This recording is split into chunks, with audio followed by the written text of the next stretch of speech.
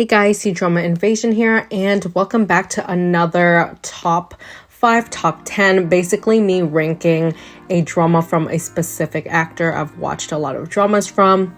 Obviously, a little warning is if I didn't watch the drama, it will not be on the list. But I will mention which one I have my eye on and is on my plan to watch list. Plus at the end, I'll tell you guys dramas that the actor or actress has that's upcoming, that they're working on currently.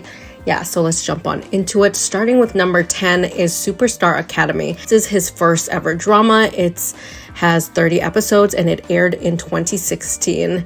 So the quality is not going to be the best, but you will be surprised by how far these actors have come now. I absolutely could not recognize them at all. I just watched it randomly because it was a short drama, and back then there weren't so many, so I was just getting into the genre, and it was just one of those fun dramas I really don't remember anything about, except they're basically in a boarding school or this academy of supernaturals, and it's slightly romance, comedy, action, friendship set in high school. But it stars Xiao Zhan, and female lead is Wang Yuwen, who is quite popular now in modern romance idol dramas. Speaking of idols, did you know he was an idol? So his first dream is actually being a singer. But to promote his drama, he ended up in the acting industry, and this drama is the drama where it's meant to promote this band called X9, this group. And a lot of them are actually still active in the acting industry now. I wonder if it still holds up in recent years, but I bet you will get a thrill out of it knowing the actors and seeing how far they've come. So that's great if you want to look back on it. Speaking of looking back on dramas with phenomenal casting, because back then they weren't that hard to get in their dramas because these guys weren't as popular. They're just starting out. This drama is called Fight Brick Sphere, and it's so good. It's just he's playing a smaller role, so that's why it's at the bottom here. But it stars Wu Lei, Lin Yun, and you got Li Qin as well as Xiao Zhan. So lots and lots of familiar faces for you guys who love the drama. We also have some of his bandmates as well, such as Jason Gujia Chang. So again, before 2019, when the Untamed popped off and his dramas were really big, he was just sticking to his bandmates. It was just some extracurricular, some promo for the band. This drama has 45 episodes. It's a romance, wuxia, xuanhuan fantasy drama. So set in a fantastical world with a martial arts school. Male lead is on this journey to rank up in the martial world, and he meets a bunch of people. It's just your classic adventure martial arts fantasy drama, and it was so much fun. It was so thrilling. I remember I had a blast watching it. It's lots of comedy too, friendship, and it's so good. I just can't put it higher unless this is a Wu Lei drama ranking, because Xiao Zhan wasn't really in it that much. The same goes for 7th place. This drama is absolutely top 10 Chinese dramas I've ever watched, and I've been watching dramas for a long time, and it's Joy of Life. The only reason is if you've watched it, he barely shows up at all, but he was there, so I'm gonna put it in here. And he plays a character that is different from a lot of his dramas. He's a very mysterious, maybe even dubious or evil character there. Sadly, we barely got to see him at all until the final few episodes. So that's why it's ranked here. But Joy of Life is about this man who travels into this world full of political intrigue. His name is Fan Xian, and he is the son of the Minister of Finance. He's raised by so many people, but it's a perfect blend of mystery, fantasy, politics, and psychological power struggles, stuff like that. He is extremely intelligent, but also so witty that it just works, and there's so many moments that makes this a modern classic. Like, highly recommend watching it if you haven't already. The only thing that sucks is the plot and everything is so good, but it takes like 5 years for them to get it rolling. The second season just came out in 2024, and unfortunately that means there's so many characters, plot lines to keep track of that you'll probably forget. So highly recommend binging the 2 seasons back to back. But yeah, if I was going to make a ranking for general Yun dramas, obviously it will be number 1, but let's move on since it's a Xiao Zhan ranking. 7th place might be a little controversial, but it's probably because I didn't love it. This is The Longest Promise, and this is his comeback drama after a couple years of not dabbling into the costume drama side of things, and I had high expectations and it did not meet that, so that's why it's here. It just felt so generic to me. It has 40 episodes. It was a drag for me personally, so that's why it's here. I didn't find anything memorable or interesting about any of the characters, unfortunately, despite it having such a good cast. So looking back now, I literally forgot that some of these people were side characters, but we have Xiao Zhan, Ren Min as main leads, then Fang Yilen and Wang Churan, which is crazy because I love Wang Churan so much. She's one of my favorite newer actresses in the scene from the past few years. It's a master and disciple relationship, and honestly, that's all I need to tell you about it, right? It's a little bit of taboo. They're not supposed to fall in love with each other, but he has a soft spot for her, that type of thing. But overall, did not think anything was too memorable about this. If you like this trope, there are so many better master disciple relationship ones, and yeah, honestly, so forgettable. So moving on, my next pick is Oh My Emperor. So this one, he was in season 1 and 2. He is the second male lead, and this one stars him, his bandmate Jason Gu Jiachang as the male lead, and Zhao Lusi as the female lead. I love this drama. This is one of the dramas that put me on Zhao Lusi. Like, she is so adorable here. This might be her first drama. Let me check. This was her first main lead drama, and I enjoyed it so much. I love me a good time travel drama, and right now, like, you might be like, it's full of it, there's so many web dramas, but this was the blueprint, okay? This is one of the first dramas that made the genre popular, so it's so iconic in my opinion.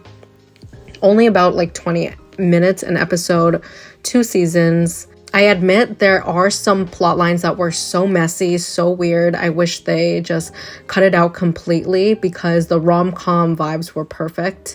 The acting was great all around, and I would love to do a Zhao Lusi ranking because I've seen so many of her dramas, but I'm waiting on her next drama to air this year, which is rumored to come out like end of June to July, the one with William Chan. Moving on, 5th place is The Oath of Love. This has 32 episodes starring Xiao Zhan and Yang Zhi. This is a story about a romance between a doctor and a cellist. Honestly, with modern romance, there's not going to be too many like standout refreshing plot, but I did love their characters. Both of them are hardworking, kind, and male lead just has so many setbacks leading to like psychological issues in his work life because there's just so much pressure as a doctor. And their romance, because she's like more positive, energetic, sunshine type of girl, and he has some like things he needs to overcome. Their romance was very healing and just nice to watch. The next place, for 4th place, there's actually a tie. So technically this is a top 11 list, but it's because I really liked both of these dramas and I think they both deserve 4th place.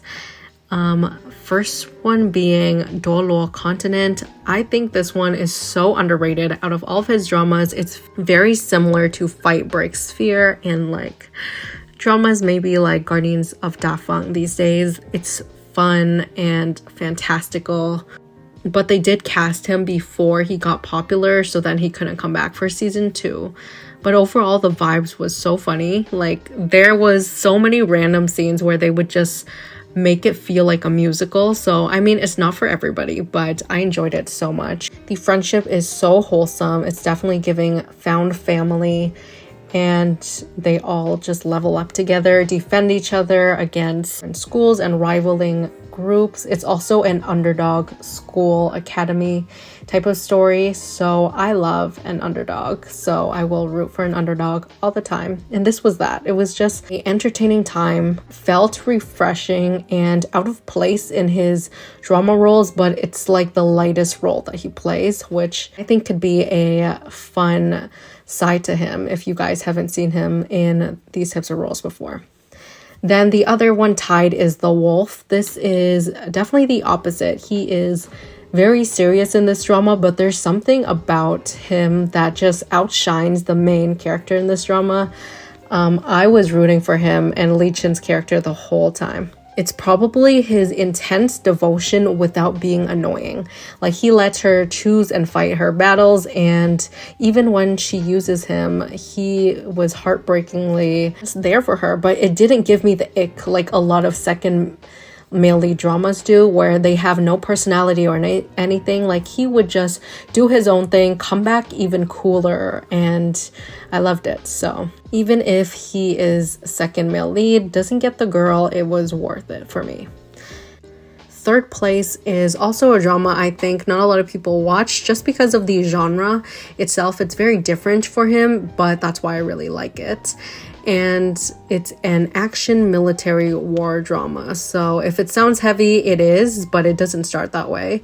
So that's how they got me hooked, because I remember just watching a couple episodes and like laughing and stuff. Like, the guys were so relatable. It's Xiao Zhan and Johnny Huang as the main leads, and then you have Zhang Chuxi as the female lead. My only nitpick with this drama is Zhang Chuxi did nothing for this drama at all. Like, there's some cute like date moments, but that's it. Like, I felt zero chemistry with her.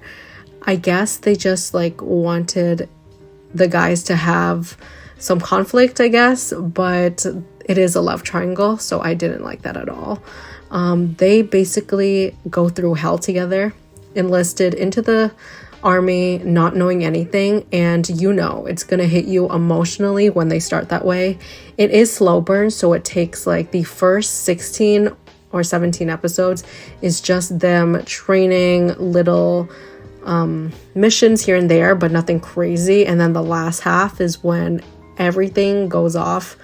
Bullets are flying, you know, war, peril, injuries, like literally had a hard time breathing. I wrote that in my notes in 2021 that I'm pulling up right now, and it's like, wow, my anxiety is going crazy right now because of the cliffhangers, and it's so action-packed. Plus, you care so much about these characters because they spent that time with the squads and just everybody in the military.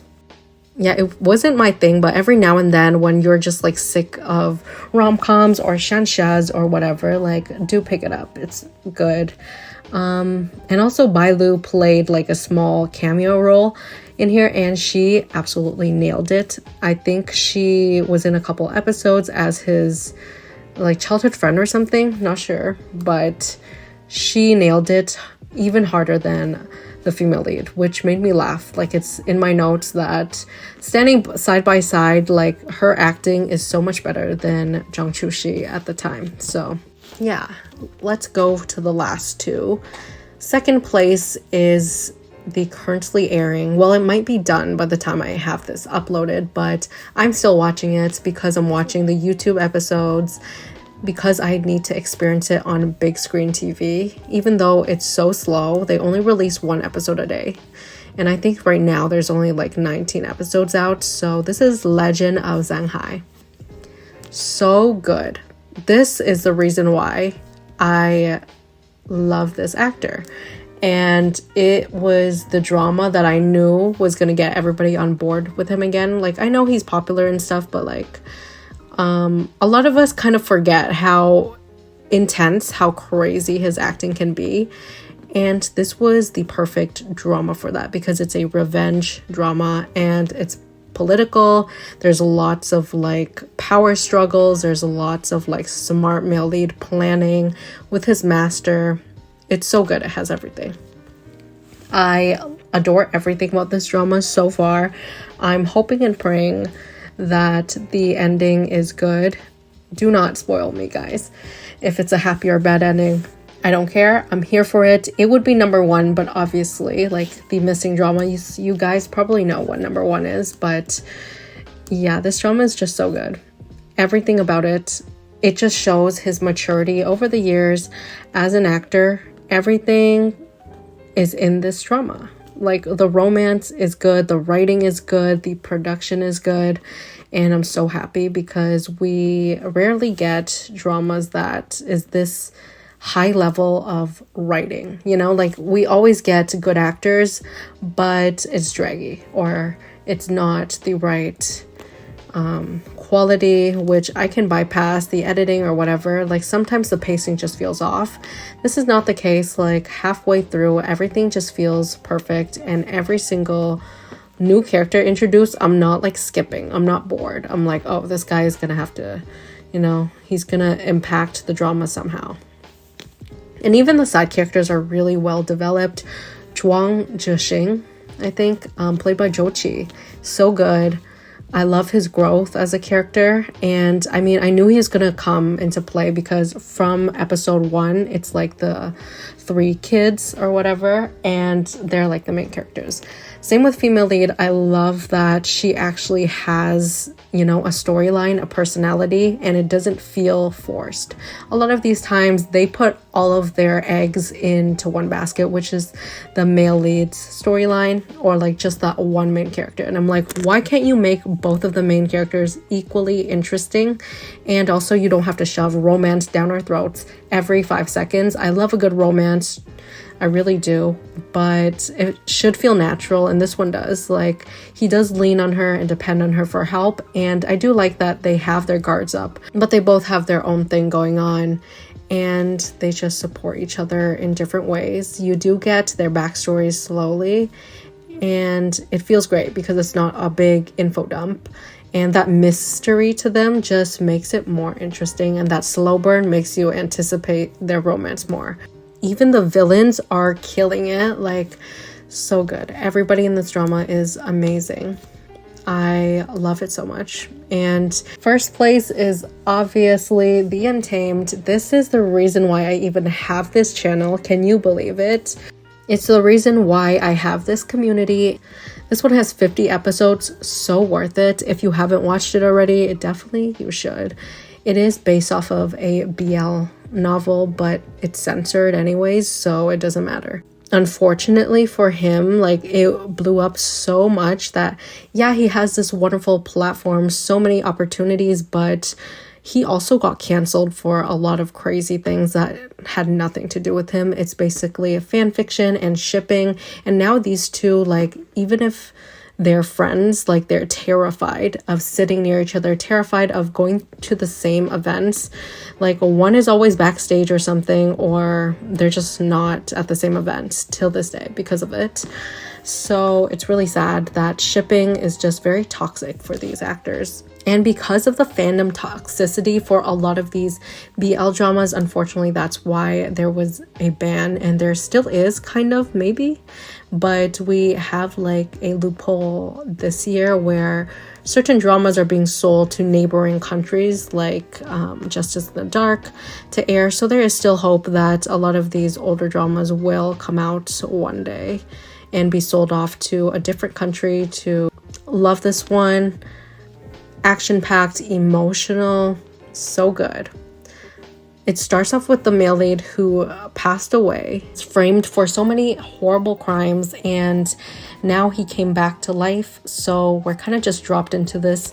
He is so nonchalant, funny, and strong, but there's just so many sides to him that's complex, and he nails it. Like the feeling of betrayal, the feeling of loneliness, anger, despair. And yeah, the only person that really trusts him is Lan Wangji, the supposed like ice cold guy. But the truth is, like, they understand each other more than anybody else could. And despite the censorship, you know, you can feel like there's more to it. And that's just how good these guys are at acting. I do have one more drama to talk about, and that's Spying. So that's his upcoming drama, and it's about Republican thriller crime drama. I'm not a biggest fan of Republican dramas, but you know, if Xiao Zhan is in it, I'll watch it. And female lead is Zhou Yutong, who is actually his friend of 12 years. In real life, espionage, give me all of the thrilling cliffhanger moments, mind games. As long as it's well written, I'm here for it.